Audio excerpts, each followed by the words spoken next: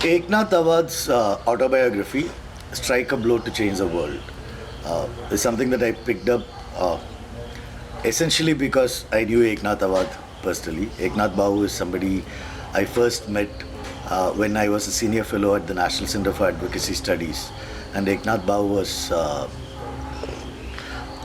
board member at the National Center for Advocacy Studies. The book itself, I mean, it's a remarkable book. The translation by Jerry Pinto is equally remarkable. I will be, briefly telling you about the book, but this talk is much more than about this particular book. This book is essentially a story about Eknath Babu's life, first generation from his life, having had to do manual work to get through his life to achieve the goal of agitate, organize, educate. He was basically an Ambedkarite and a Marxist, a very rare combination. His icons were Jyotiba Phule, B.R. Ambedkar and Karl Marx. And he spent a whole lifetime to ensure that justice is done. And justice is done for Dalit communities in Maharashtra. Beyond Maharashtra, Eknath Babu might not be well known, but within Maharashtra, coming from the Mang community, one cannot write the history of Dalit politics, culture, or movement in Maharashtra without reference to Eknath Babu, particularly in the last century.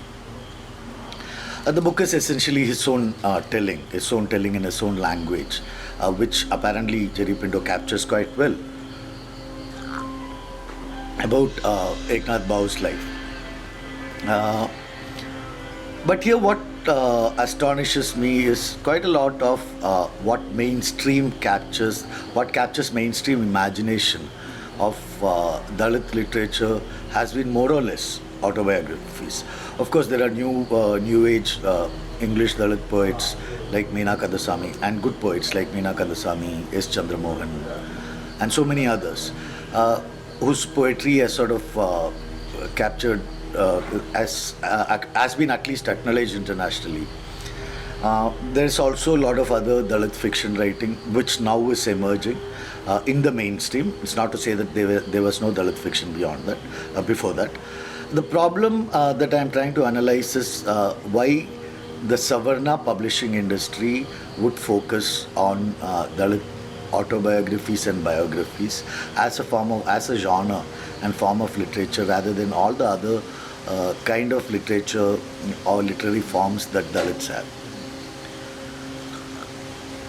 I suppose it is part of this hegemonic need to construct the story of rags to riches, and it sort of eases the guilt of one's privilege when one sort of sees somebody who, through a dint of hard work, reaches heights, breaks the glass ceiling. So it's very interesting, and I know this is a very problematic comparison, but it's very interesting how stories of rags to riches is made of, for instance, Sundar Pichai. And there is the same reason why they are trying to sell Eknath Babu or ant among elephants and many other such Dalit biographical and autobiographical works, because that sells, because that sort of solves or sort of exonerates the participation of the privileged Savarna in the caste system itself. The very obvious, I'll actually get to the very obvious and the most striking example of this, and why the Dalit movement actually came to a place where it was impossible to not acknowledge the Dalit movement, the literature and the cultural expressions of it, and process it and mainstream it. And it was only then that these genres, so that's where this genre starts with biographical and autobiographical narratives, and later comes into fiction, and only now it comes into fiction and poetry and other forms of literature. A very small anecdote story would sort of tell you this or explain this phenomenon.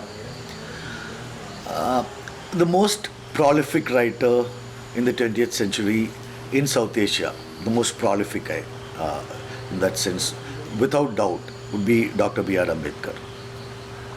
However, Dr. B.R. Ambedkar's books never became bestsellers, were compiled only in the 1980s into volumes. Whereas a below mediocre writing by Pandit Jawaharlal Nehru, a Brahmin, Discovery of India, which cannot even be called a history book, and in its literary style, in what it documents factually, is, like I said earlier, below mediocre, has been a bestseller. And this explains why Dalit literature does not get mainstreamed. Not just Dalit literature, literature involving caste, the whole Dalit Bahujan literature, I would say, would not get mainstreamed. And another striking example would be Jyotiba Phule's writings. Jyotiba Phule's writings, in terms of its sociological, philosophical, and political perspectives, are cutting edge. However, if one looks for it, none of his books have been have been published by any of the mainstream publishers. And even when they are available, I mean, it's hardly available in English, and not all of his books have been translated. And I think that tells a story. And Eknath Bau's book essentially exemplifies this whole story within a beautifully captured telling of his own life. And like he says, let us strike a blow to change the world. Thank you.